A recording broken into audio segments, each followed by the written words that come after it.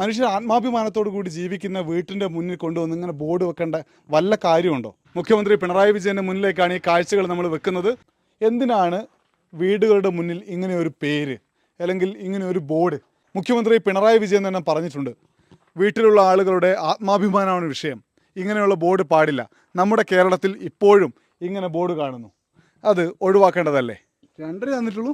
2.5 ഇത് എന്നിട്ട് 3.5 എന്ന് പറഞ്ഞിട്ട് അത് എഴുതി വെച്ച അയാൾക്ക് അറിയത്തില്ലായിരുന്നു. ഇത് എഴുതി ഇതൊരു വൃത്തിയില്ലാത്ത പോലെയല്ല ഉള്ള, അത് എഴുതേണ്ട ആവശ്യമില്ലായിരുന്നു. പക്ഷെ അവര് എഴുതി പോയി നമുക്ക് അറിയത്തില്ലല്ലോ. പിന്നല്ലേ അറിയുന്ന ഇതിങ്ങനെ എഴുതണം, പൈസ മേടിച്ചെന്റെ. ഇങ്ങനെ ഇത് എഴുതി വെച്ച് കാണുമ്പോ വിനേച്ചിക്ക് എന്താ തോന്നല്?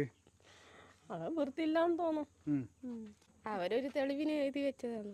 ബീഹാറിൽ വോട്ടർ സൈക്കിൾ ഡയറി പോയപ്പോൾ അവിടെ പ്രധാനമന്ത്രി ആവാസ് യോജന പദ്ധതി പ്രകാരം കൊടുത്ത വീടുകളിൽ ഇങ്ങനെ വലിയ ബോർഡ് വെച്ചിരുന്നു. അതിൽ പ്രധാനമന്ത്രി ആവാസ് യോജന എന്നോ വീട്ടുകാരൻ്റെ പേരും പദ്ധതി തുകയൊക്കെ എഴുതി.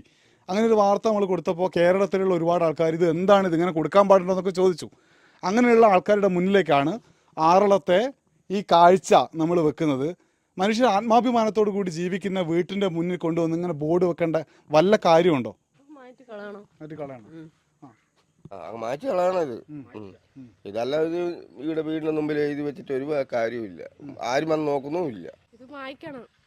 വീടിന് ഇങ്ങനെ കാണുമ്പോ എന്താ പറയാനേ,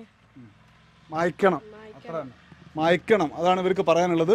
മുഖ്യമന്ത്രി പിണറായി വിജയന്റെ മുന്നിലേക്കാണ് ഈ കാഴ്ചകൾ നമ്മൾ വെക്കുന്നത്. ആറളത്തെ ആദിവാസികൾ ജീവിക്കുന്ന മഹാഭൂരിപക്ഷം വീടുകൾക്ക് മുന്നിൽ ഇങ്ങനെ മഞ്ഞ ബോർഡുകളുണ്ട്. അതുകൂടി മായ്ച്ചു കളഞ്ഞാലേ ഇക്കാര്യത്തിൽ നമ്മൾ മാതൃകയാണ് എന്ന് പറയാൻ കഴിയുകയുള്ളൂ. വോട്ടർ സൈക്കിൾ ഡയറി യാത്ര തുടരുന്നു.